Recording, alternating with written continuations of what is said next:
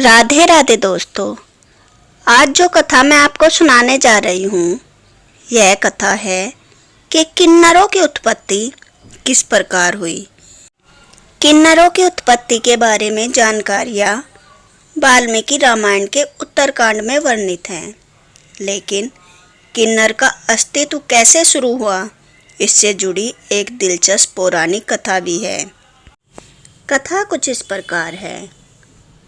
एक बार प्रजापति नाम के राजा के यहाँ एक पुत्र ने जन्म लिया। राजा ने उस पुत्र का नाम इल रखा। इल जब बड़े हुए, उन्हें शिकार का बहुत शौक था। अपने इसी शौक को पूरा करने के लिए एक दिन इल शिकार के लिए निकले और शिकार के लिए वे जंगल में चले गए। जब उन्हें कोई शिकार नहीं मिला तो वे जंगल में आगे बढ़ते चले गए और उस पर्वत पर पहुंच गए जहाँ भगवान शिव माता पार्वती के साथ क्रीड़ा कर रहे थे। क्रीड़ा के दौरान भगवान शिव ने माता पार्वती को खुश करने के लिए खुद को स्त्री बना लिया था। जब भगवान शिव ने स्त्री रूप धारण किया, उस समय जंगल में मौजूद सभी प्राणी, पेड़ पौधे स्त्री बन गए। राजा इल भी उसी जंगल में मौजूद थे, तो वह भी अचानक स्त्री रूप में परिवर्तित हो गए और उनके साथ सारे सैनिक भी। राजा इल और सभी सैनिक यह नहीं समझ पा रहे थे कि उनके साथ क्या हो रहा है।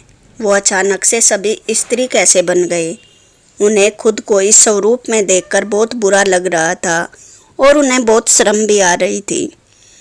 तभी उन्हें पता चलता है कि भगवान शिव के कारण वो सब स्त्री बन गए।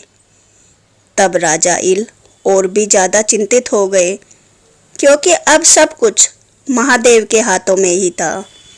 राजा इल और सारे सैनिक बहुत डर गए थे और वे सब डरे हुए भगवान शिव की शरण में पहुंच गए। उन्होंने भगवान महादेव से कहा कि हे भगवान, हमें हमारा पुरुषत्व लौटा दो। लेकिन भगवान शिव ने राजा इल से कहा, हे राजा इल, तुम अपने पुरुषत्व को छोड़कर और कोई वरदान मांग लो, मैं तुमको दूंगा, लेकिन तुम्हारी यह इच्छा मैं पूरी नहीं कर पाऊंगा।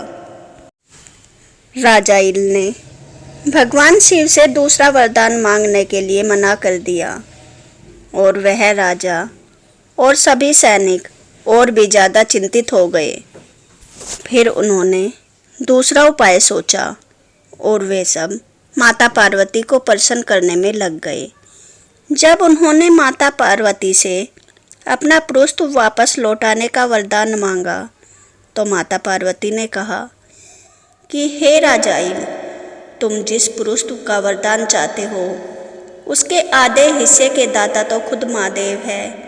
मैं तो सिर्फ आधा भाग ही दे सकती हूँ, लेकिन यदि तुम अपना आधा जीवन स्त्री रूप में और आधा जीवन पुरुष के रूप में व्यतीत कर सकते हो, तो मैं अर्धनारीश्वर होने के कारण तुम्हें आधा जीवन स्त्री का और आधा जीवन पुरुष का दे सकती हूँ। यदि तुम तैयार हो तो मुझे बता दो कि तुम कब स्त्री रूप में और कब पुरुष रूप में जाना चाहते हो।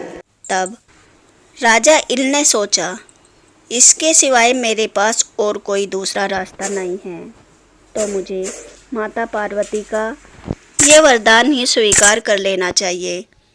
तब राजा ने काफ़ी सोच विचार कर माता पार्वती से कहा, हे माँ पार्वती, मैं 1 महीने स्त्री रूप में और 1 महीने पुरुष के रूप में रहना चाहता हूँ। माता पार्वती ने यह आशीर्वाद राजा इल को दे दिया, लेकिन उनके सारे सैनिक स्त्री रूप में ही रहे। और माता पार्वती ने इल से कहा, राजा इल, जब तुम स्त्री रूप में होगे, तुम्हें अपना स्त्री रूप ही याद रहेगा, तुम्हें अपना पुरुष रूप याद नहीं रहेगा। और जब तुम पुरुष रूप में होंगे, तो तब तुम्हें अपना स्त्री रूप याद नहीं रहेगा। ना चाहते हुए भी राजा इल को यह आशीर्वाद स्वीकार करना पड़ा और इस तरह से राजा इल एक किन्नर के रूप में 1 महीने पुरुष इल और 1 महीने स्त्री इला के रूप में रहने लगे। तो दोस्तों, इस तरह से राजा इल का रूप एक बार औरत का और एक बार पुरुष का रहा। इसलिए राजा इल को इस पृथ्वी का सबसे पहला किन्नर कहा गया। इसके बाद राजा इल ने एक बच्चे को जन्म दिया। इस कहानी के दूसरे पार्ट में मैं आपको राजा इल के बच्चे को जन्म देने की कथा सुनाऊंगी। अगर आप ऐसी ही कुछ सुनी और कुछ अनसुनी धार्मिक कथाएं सुनना चाहते हैं तो मेरे चैनल को लाइक एंड सब्सक्राइब करें। Thanks for watching. Radhe Radhe.